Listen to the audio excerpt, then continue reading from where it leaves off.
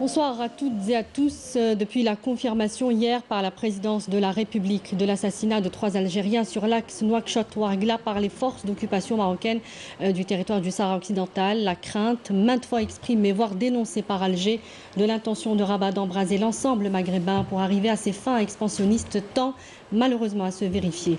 Une nouvelle provocation, cette fois dangereuse, perpétrée un 1er novembre, une date symbolique pour les Algériens et le jour de la fermeture du gazoduc Maghreb-Europe. Un véritable casus belli selon certains observateurs. Le Maroc ne gagnerait pourtant rien en cherchant une confrontation directe avec son puissant voisin de l'Est. C'est pourquoi d'autres experts avancent plutôt que Rabat veut surtout impliquer Alger militairement dans le conflit du Sahara occidental, ce qui aurait pour but d'affaiblir son argumentaire sur son soutien à la cause sahraoui. Un acte belliqueux qui s'inscrit dans une tension déjà extrême entre les deux pays dont les relations ont été définitivement rompues par Alger le 24 août dernier. Que cherche donc véritablement le Maroc? C'est ce que nous allons tenter de savoir ce soir avec Monsieur Mostafa Hadem, analyste politique. Bonsoir. Bonsoir, madame. Merci d'avoir accepté notre invitation. C'est moi qui vous remercie. Alors, je le disais à l'instant, certains observateurs parlent d'un véritable casus belli, d'autres tempèrent un petit peu la chose. Quel est le message de cette attaque marocaine contre des ressortissants algériens? Il faut rappeler qu'elle n'a pas eu lieu sur le territoire algérien. Je pense que pour comprendre le factuel, il faut faire un peu d'histoire.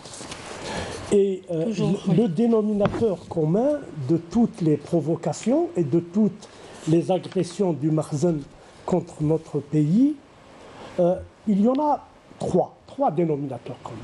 Chaque fois que le Makhzen est acculé par des problèmes internes, des problèmes qui menacent le trône de la famille alaouite ou qui menacent la stabilité du Maroc, le Makhzen a toujours essayé de déverser le problème, d'envoyer le problème vers le grand voisin de l'Est.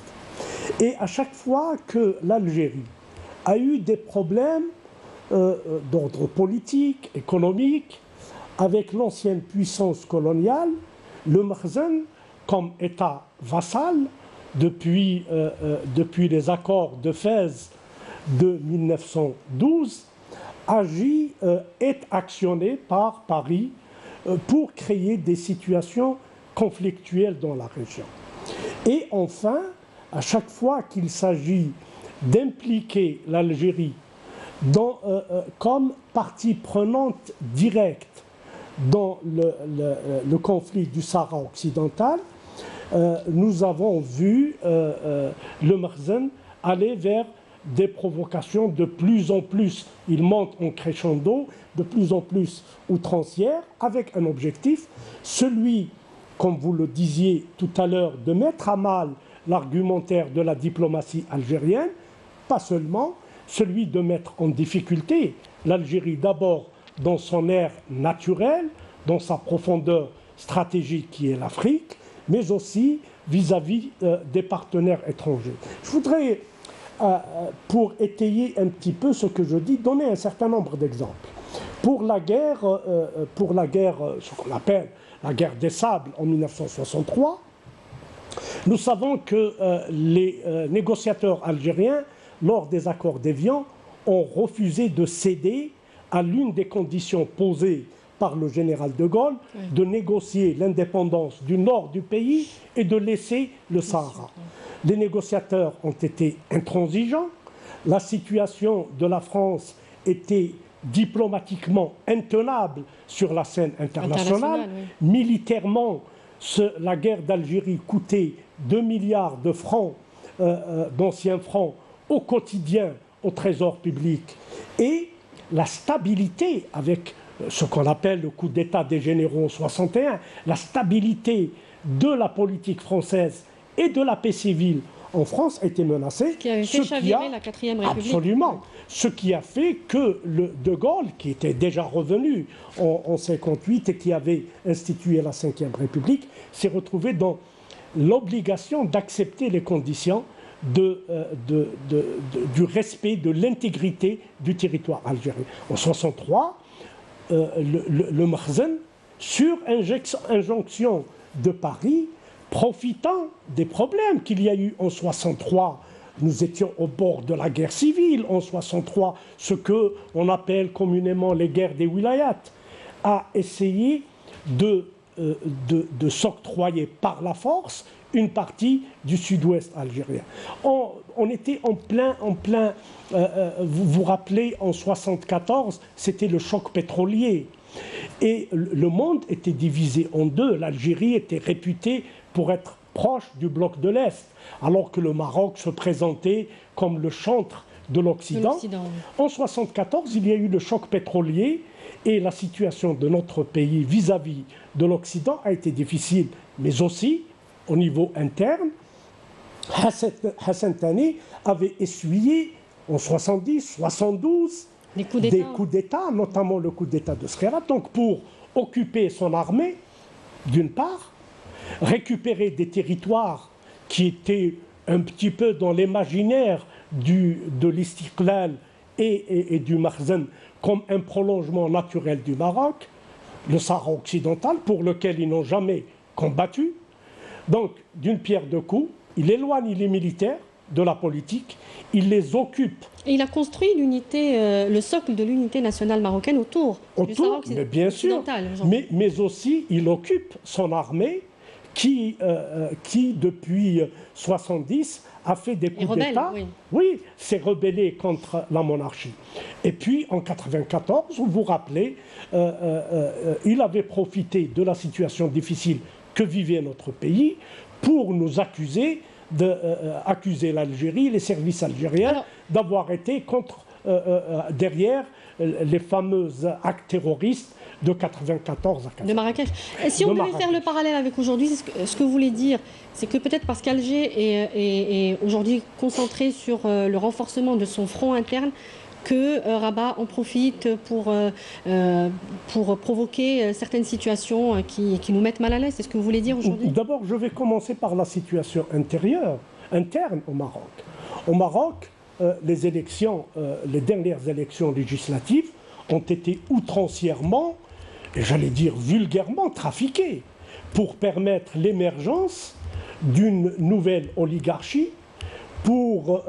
Il avait utilisé les islamistes du PJD, du Parti pour la justice et le développement. Aussi, hein. Ça a été la débâcle, mais une débâcle provoquée par le Makhzen. Parce que pour eux, ils ont utilisé... vous savez, c'est la mentalité... Il y a eu des soucis de gouvernance, M. Hdem. Oui. Il y a eu beaucoup de problèmes de gouvernance. Il y a eu des problèmes de gouvernance. Du gouvernement pourquoi? Du PJD. Mais pourquoi? Parce que si vous voulez, les observateurs politiques français et marocains ne disent pas, mais qui est une réalité, le pouvoir est toujours entre les mains du roi. Oui.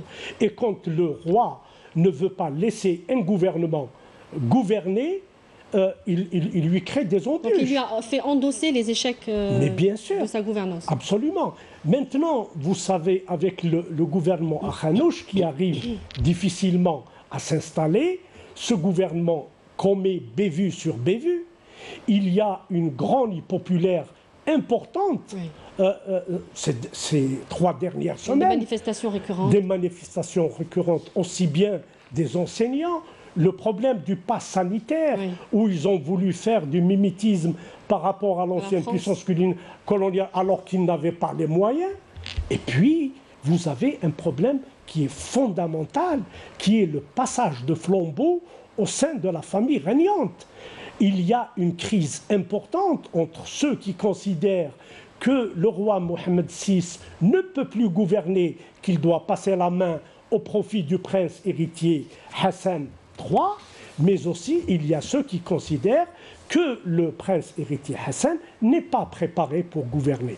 Donc il y a des crises importantes. Et puis, il y a un problème entre Alger et Paris qui a été provoqué par les déclarations, d'abord par l'histoire des visas, puis après par les déclarations tonitruantes, irresponsables du président Macron. Donc vous voyez, ce que je disais au début, les conditions sont réunies. Et puis, en dépit de la dernière résolution du Conseil de sécurité, on va y arriver. Mais en dépit de cela, le Makhzen sait pertinemment qu'ils sont en position, difficile sur le dossier du Sahara occidental. Il faut mettre bout à bout d'abord la décision du Sénat américain de ne pas autoriser le gouvernement Biden, l'administration Biden, à utiliser les moyens mis à sa disposition pour la construction du consulat au Sahara occidental, mais aussi obliger l'administration Biden à ce que les moyens mis à la disposition soient reversés exclusivement au peuple sahraoui, mais aussi pour soutenir l'action de M. Stéphane de Mistura. C'est le nouvel envoyé, il faut le préciser, spécial de M. le secrétaire général des Nations Unies. Alors on va un petit peu avancer pour comprendre un petit peu ce qui s'est passé dans le communiqué de la présidence de la République. Alors d'abord, je voudrais vous poser cette question, puisque la présidence de la République a mis tout de même 2 jours pour réagir, pour confirmer en tout cas cette attaque marocaine. Est-ce que c'était justement le délai nécessaire pour réunir les preuves qui accuse suffisamment le Maroc aujourd'hui? Cette latence a été observée. Vous savez, l'Algérie, n'en déplaise à beaucoup de gens, même y compris par ceux qui nous regardent et nous écoutent. L'Algérie est un pays sérieux. C'est un État sérieux qui est gouverné d'une manière sérieuse. Pour paraphraser le ministre des Affaires étrangères algérien, Ramtan Amamra, qui disait « nous ne faisons pas la diplomatie du porte-voix ». C'est un État sérieux. Il fallait réunir les preuves avant d'impliquer un État souverain. C'est un État souverain, un État voisin. Vous savez, on ne peut pas lutter contre la géographie que d'une manière ou d'une autre. Dans 10 ans, 15 ans, pour notre génération ou d'autres générations à venir, il y aura d'une manière ou d'une autre, ces 2 pays vont se rapprocher. L'Algérie n'a jamais insulté l'avenir pour les relations avec ses voisins. Elle a toujours veillé à la stabilité de la situation dans la région. Vous savez, le gouvernement algérien, la présidence de la République et les services concernés se sont accordés les 48 heures nécessaires pour réunir les preuves. Maintenant, les preuves sont là. Et pas seulement le gouvernement algérien, des partis autres qu'on ne peut pas accuser de proximité avec l'État algérien, nous informent qu'il s'agit d'une opération militaire menée avec des moyens militaires contre des civils sur un territoire qui se trouve à proximité d'un autre pays de la région, à proximité de la Mauritanie, et qu'il s'agit de 2 camions de transport qui étaient vides et de couleur blanche pour la cabine et jaune pour la benne, qui était visible et qui était vide et qui était à l'arrêt et qui se trouvait à 30-35 km des premières fortifications marocaines qui se trouvaient à 50 km et qui ne pouvaient d'aucune manière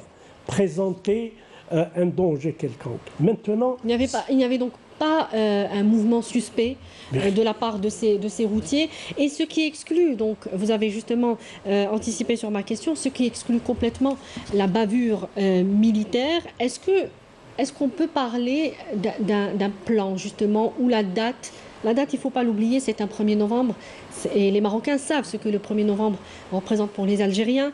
Le lieu, il y aurait eu, selon des témoins, plusieurs patrouilles d'avions, drones, avant le bombardement. Et puis les victimes, des transporteurs routiers qui incarnent un peu l'économie algérienne, la diversification aujourd'hui de l'économie algérienne. Est-ce que ces 3 éléments auraient pu être choisis pour justement taper de manière chirurgicale? Alors mettons tout cela, si vous permettez, bout à bout. D'abord, ce n'est pas la première fois que le Makhzen agresse l'Algérie. Un 1er novembre. Un 1er novembre. Oui. On se rappelle ce qui est arrivé le 1er novembre 2013 au consulat de Casablanca, où en fait ils sont rentrés uniquement pour profaner le drapeau. Oui. C'est-à-dire que C'était un étudiant, il faut le rappeler, un étudiant marocain. Et qui a été condamné, ce n'est pas un voyou, qui a été condamné à une condamnation risible et dérisoire. Donc ce n'est pas la première fois, d'autant plus que je voudrais répondre à quelques personnes, à quelques activistes, y compris activistes algériens ou d'autres activistes sur les réseaux sociaux. Ce n'est pas le régime algérien qui est attaqué. Non, c'est l'Algérie dans ce qu'elle a de symbolique, ce qu'elle a de profond.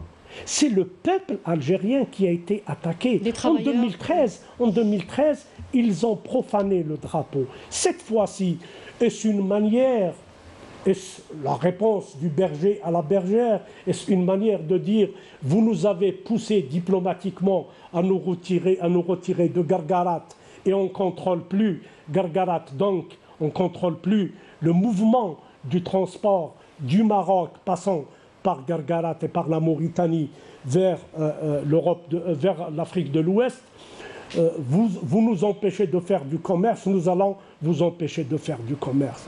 Je pense que... Mais pour le Gargarat, ça n'a pas été complètement contrôlé. La situation n'est pas encore maîtrisée au niveau d'un Gargarat. Vous savez... les forces d'occupation marocaines y sont toujours. Ils ont retiré l'essentiel de leurs troupes de Gargarat. Et ça, il faut le dire et le préciser. Maintenant, au-delà de la symbolique, nous assistons à quoi? Nous assistons à l'utilisation de moyens militaires sophistiqués par une armée régulière, les forces d'armée royales, pour commettre un crime abject, un assassinat organisé et structuré contre des civils qui se trouvaient dans une zone de passage qui est reconnue comme zone de passage commerçante aussi bien pour les Algériens que pour les Mauritaniens que pour les Sahraouis. Maintenant, plus grave encore, madame, à quoi nous assistons? Je considère, me concernant, ce n'est pas un casus belli. Ce n'est pas un casus belli. Il y a ceux, bien sûr, il y a ceux qui sont en train de taper sur les tambours de la guerre, les va-t-en-guerre, de part et d'autre, notamment dans les réseaux sociaux. Alors pourquoi ce n'est pas un casus belli? Ce n'est pas un casus belli parce que d'abord, ce n'est pas le territoire algérien qui a été visé, ce n'est pas des installations militaires ou civiles algériennes qui ont été visées, ce n'est pas des militaires algériens qui ont été visés. L'opération a été menée sur un territoire libéré.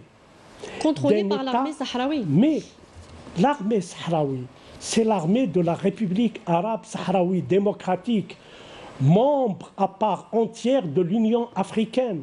C'est encore une fois une agression de l'armée royale, de l'armée du Makhzen, contre un territoire libéré et réputé comme tel. Pourquoi je dis réputé comme tel? Parce qu'au moment de la signature des accords de cessez-le-feu en 1991, de part et d'autre, le Maroc a reconnu ces territoires comme territoires libérés, sahraouis et sous contrôle. C'est-à-dire, c'est encore une fois une agression contre les territoires contrôlés par un État membre de l'Union africaine et membre fondateur de l'Union africaine. Mais les victimes sont algériennes. Bien sûr, les victimes sont algériennes. Je vais vous donner par exemple la réaction de Abdelaziz Rahabi qui a réagi aujourd'hui sur cette attaque marocaine et qui dit « La gravité de la situation donne à la réaction de l'Algérie toute sa légitimité ». C'est-à-dire qu'il dit en substance que c'est un casus belli, que l'Algérie a le droit de réagir dans ce cas précis. Oui. Quand on parle de casus belli, c'est une raison suffisante pour déclencher une guerre. Oui. C'est ça le casus belli. Cela n'a rien à voir avec la riposte. L'État algérien est dans son bon droit de riposter. Il est presque dans l'obligation de riposter. Mais les voies de riposte sont laissées à l'appréciation des autorités algériennes, à l'appréciation du commandement algérien. Et les Marocains savent, ils le savent très bien depuis Amgala II, que l'Algérie, quand elle reçoit un coup, quand elle est agressée, elle répond. Elle répond d'une manière proportionnelle ou disproportionnelle. Cela, c'est l'Algérie qui le décidera.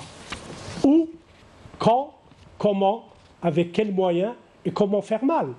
Ça, c'est l'Algérie qui va... Mais quand on parle de casus belli, on parle de guerre. Je voudrais rappeler qu'après Amgala II, je voudrais ouvrir une parenthèse. Vous savez, l'armée, les forces armées royales, le commandant suprême, c'est le roi. Le chef d'état-major, c'est le roi. Celui qui tient lieu du chef d'état-major, c'est l'inspecteur général des armées. Et l'inspecteur général des armées actuel, qui a été nommé en septembre, me semble-t-il, et le général-major Belkhir el-Farouk. Il se trouve que le général Belkhir el-Farouk a passé un peu plus sur ses 52 ans de service, presque 50 ans, dans cette zone du Sahara occidental, ce que les militaires marocains appellent la zone sud. Et qu'il était jeune lieutenant, jeune officier en 1975, et qu'il sait ce que c'est la riposte algérienne. Et qu'on ne vienne pas nous dire que non, ce n'était pas la même situation, ce n'était pas les mêmes données technologiques. L'Algérie va riposter. Et l'Algérie le fera. Quand, comment, avec quels moyens. Ce qui a été souligné d'ailleurs dans le communiqué, c'est un crime qui ne restera pas impuni. Vous aurez compris, à la lecture du communiqué de la présidence, le communiqué a été rédigé avec soin. Le communiqué parle d'assassinat, de lâche, assassinat barbare par des moyens militaires, technologiques de haute précision. C'est-à-dire que non seulement c'est une agression caractérisée, c'est une agression lâche, mais qu'on utilise un drone pour bombarder. Mais c'est complètement disproportionné. Et puis, la provocation, au-delà de la lâcheté, cela nous semble habitué. Pourquoi des moyens aussi sophistiqués? Est-ce qu'il y a un message derrière? On sait qu'aujourd'hui, le Maroc compte beaucoup sur son allié sioniste, Israël. Peut-être que ces drones ont été même acquis à travers Israël. C'est possible, oui. Oui, on parle de drones turcs aussi, acquis récemment par Rabat. Justement, est-ce qu'il y a un message? Cette attaque disproportionnée par rapport à 3 camionneurs, 3 routiers installés au milieu du désert, prenant une pause après une longue route. Quel est le message derrière tout cela? Ou est-ce que c'est fait juste comme ça? Non. Ça ne peut pas être un hasard. Rien n'est fait comme ça. Rien n'est fait par hasard à ce niveau-là. Voici ce qu'il faut préciser. Je le disais tout à l'heure. La dernière résolution du Conseil de sécurité, tout le monde est d'accord, elle n'est pas conforme à la situation actuelle. Elle n'est pas conforme aux aspirations et à la direction prise par Alger. Mais elle n'est pas complètement en faveur du Maroc. Et les Marocains savent que cette résolution, qui a été le produit d'un forcing de Paris, a eu le soutien de Washington pour uniquement apaiser Paris après l'affaire des sous-marins australiens.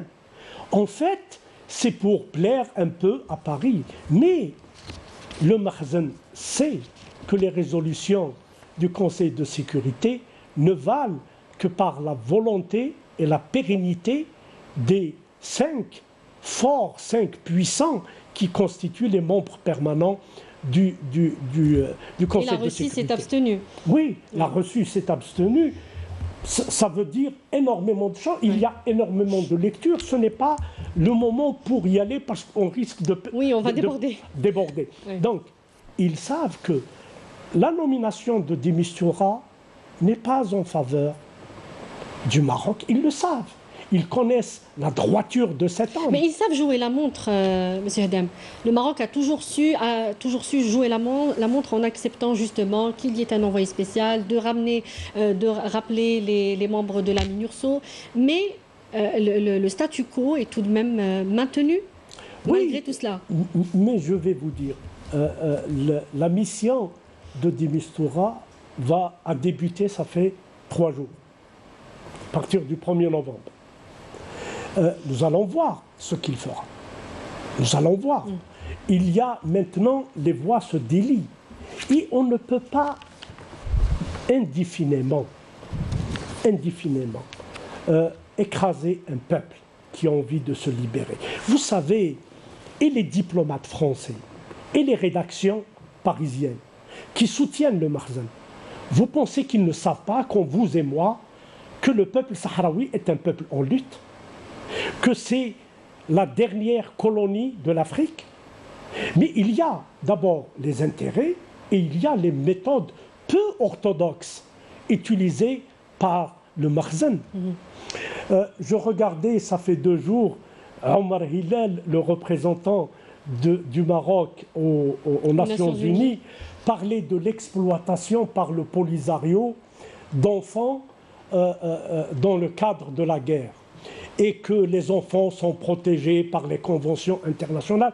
Si ce n'était pas aussi grave, cela aurait prêté à sourire quand on sait que le Maroc, pas seulement ne protège pas son enfance contre le tourisme sexuel, mais aussi et dans l'immigration, l'épisode de qu'il continue à protéger les pédophiles et que les gens qui sont reçus à la Mamounia, ce sont rarement des anges et ce sont des hommes politiques et des hommes qui font des faiseurs d'opinion en France et ailleurs. En France et ailleurs. On se rappelle le ressortissant espagnol qui, après avoir violé 42 enfants marocains, a été libéré pour plaire à Madrid.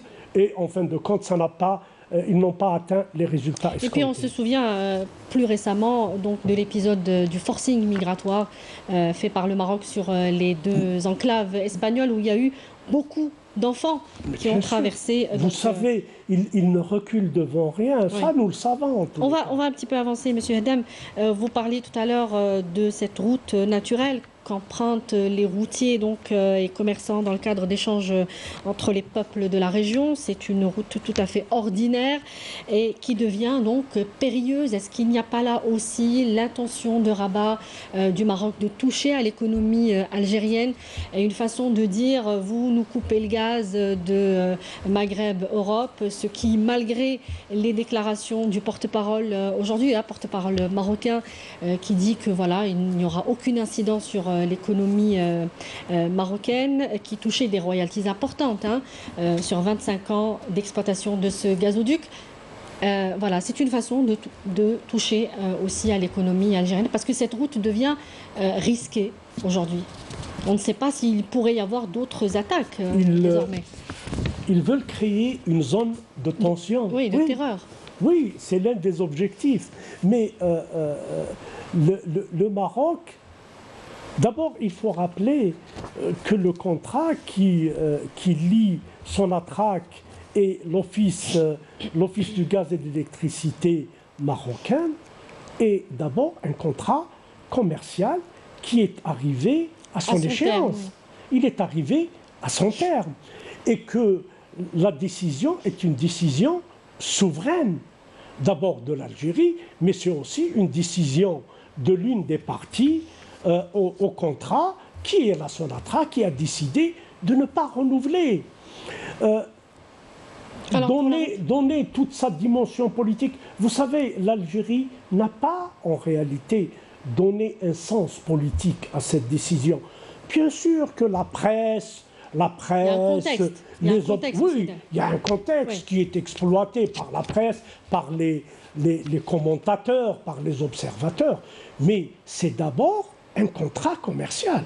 Et vous ne renouvelez pas des activités commerciales avec un pays qui est impliqué dans des tentatives. Ce n'est plus de l'hostilité, c'est une hostilité active, puisque des preuves sont apportées que le Makhzen soutient des mouvements terroristes, qu'il entraîne des mouvements qui sont considérés par l'État algérien souverainement comme des groupes terroriste et que d'une manière ou d'une autre, le Makhzen est impliqué dans la série d'incendies, que l'empoisonnement de la jeunesse algérienne fait partie de la politique étrangère, de l'action, mais bien sûr, de l'action qui est menée par le Makhzen. C'est tout de même étonnant de voir des centaines de Kento quitter le Maroc et traverser les frontières marocaines avant d'arriver en Algérie sans que jamais le Maroc n'annonce qu'il vient de procéder aux frontières de l'Est avec l'Algérie à des arrestations et à des récupérations de tonnes de... Il faut dire qu'il y a de l'hostilité active. Alors justement, par rapport à cette route, est-ce qu'aujourd'hui, cette hostilité active peut bloquer cette route commerciale? Quand l'Algérie parle de riposte, il ne s'agit pas uniquement de riposte d'ordre militaire ou sécuritaire. Il y aura d'abord une riposte d'ordre diplomatique. On ne peut pas empêcher la circulation. Vous savez, l'Union africaine et les Nations unies ont des conventions sur la libre circulation des biens et des personnes. Une plainte de la part de l'Algérie au niveau des instances internationales. Mais bien sûr, quand on parle de riposte, cette riposte va prendre des formes, elle va être multiforme. Quand on parle de riposte, on ne parle pas uniquement de riposte sécuritaire. Il y a une riposte sur la scène internationale. D'abord, dans les organisations, au niveau des organisations régionales, au niveau de l'Union africaine. On ne peut pas laisser un membre de l'Union africaine utiliser des moyens de haute technologie pour tuer d'une manière aussi barbare des citoyens d'un autre pays membre de l'Union africaine. Alors, on voit aujourd'hui qu'il n'y a pas de réaction, hein. Il y a un silence assourdissant, notamment des puissances du Conseil de sécurité de l'ONU. L'UA n'a pas encore donné de réaction, l'Union africaine. Qu'est-ce que ça nous dit sur... Est-ce que ce n'est pas donner une forme d'impunité, encore une fois, au Maroc? On a vu que l'Union européenne avait réagi lorsqu'il y a eu... On parlait du forcing migratoire qu'avait opéré, c'est-à-dire l'Europe avait fait bloc autour de l'Espagne. Parce que c'est un pays... Voilà. Aujourd'hui, est-ce que l'UA pourrait faire la même chose? L'Union africaine pourrait faire bloc autour de l'Algérie contre une agression avérée, M. Haddad, parce que ne l'oublions pas, le Maroc, et j'aimerais votre réaction aussi là-dessus, je vous pose plein de questions en même temps, le Maroc n'a toujours pas officiellement répondu, n'a pas réagi. C'est quand même étrange lorsqu'il est accusé officiellement par la présidence de la République algérienne, officiellement accusé de cet assassinat, et aucun officiel ne réagit. Bien, commençons par la réaction de l'Union africaine. L'Union africaine a des instances. Parmi ces instances, une instance qui est en charge de la sécurité et de la paix. Il faudrait que les autorités algériennes, et j'imagine que le ministère des Affaires étrangères a fait déjà le travail, informer le secrétaire général de l'Union africaine. L'Union africaine va réagir par une suite à un dépôt de plainte officiel par l'État algérien. Maintenant, vous me parlez de la réaction du Maroc. Il faut connaître le processus de l'utilisation d'un drone. Comment ça fonctionne? Une opération menée par un drone. Un drone a des pilotes au sol. Ces pilotes sont tous du grade d'officier. Quand ils sont autorisés, quand on leur demande de faire une opération, ils font des survols et ils demandent une autorisation de tir. Oui. Cette autorisation de tir, elle n'est donnée que par une autorité supérieure. En l'occurrence, il se trouve que l'inspecteur général de l'armée marocaine est aussi le commandant de la zone sud. Donc, au moins, mais si ce n'est pas le roi en sa qualité de commandant en chef des armées et chef d'état-major, c'est au moins l'inspecteur général, M. Belkhir El-Farouk, qui est en même temps commandant de la zone sud. Ce qui en fait un crime d'État quand même. Mais bien entendu, à votre avis, que peut dire le Maroc pour s'en sortir, oui. Il n'y a pas d'argument. Maintenant, nous ne savons pas ce qui se passe à l'intérieur des forces armées royales marocaines. Nous ne savons pas. Est-ce qu'il y a eu bavure? Est-ce qu'il y a eu des problèmes de commandement? Beaucoup d'observateurs, y compris marocains, parlent de problèmes de commandement et de coordination entre le palais. Là, vous savez qu'il y a, je disais au début de cette émission, que ce problème de succession, l'état de santé du roi Mohamed VI, la situation interne au Maroc... Il peut y avoir des déphasages dans la prise de décision. Cela est possible, même je ne cherche pas du tout à excuser. Oui. Cela n'empêche que nous assistons à un crime commis par une armée régulière d'un État souverain contre des citoyens d'un autre pays de la région, des citoyens civils. Alors, je voudrais poser une autre question, M. Mostafa Hdam. Avec le marchandage diplomatique qu'a fait le Maroc avec Israël, donc je parle des accords d'Abraham avec l'ancien président américain, il y a cette perte de souveraineté dans la décision marocaine. Est-ce que le Maroc aurait pu être entraîné dans une action belliqueuse? Parce que c'est quand même une première depuis très longtemps, depuis 1963 au moins, que le Maroc n'avait pas osé aller aussi loin, n'avait pas osé franchir une étape aussi dangereuse envers son voisin de l'Est. Est-ce que Israël a pu, des conseillers israéliens sionistes ont pu peser dans la décision, influencer Rabat, voire même le lui imposer? Vous savez, vous avez parlé de souveraineté. L'État marocain n'est pas un État souverain. L'État marocain, et nous sommes encore dans la lettre et l'esprit des accords de Fès de 1912. Et j'ai rappelé, c'est toujours un protectorat. Vous savez qu'au moment de la signature des accords sur l'indépendance, il n'a jamais été question de revenir sur les engagements français pour la protection de la famille régnante. Et il était clair dans l'article 2, me semble-t-il, ou l'article 3 des accords de Fès de 1912, que la France s'engage à protéger le sultan et sa descendance. Et non pas le peuple. Absolument, il n'a jamais été question du peuple marocain. Donc parler de souveraineté.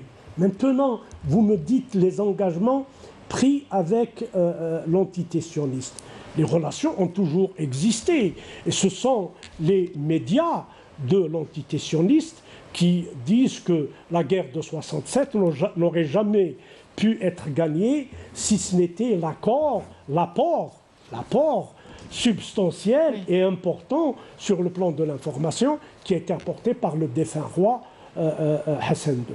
Et aujourd'hui, donc, est-ce que cet allié, ce nouvel allié qui est ennemi de l'Algérie, on a vu d'ailleurs un ministre de l'entité sioniste parler de l'Algérie dans les termes que l'on a entendus, c'est-à-dire de manière hostile.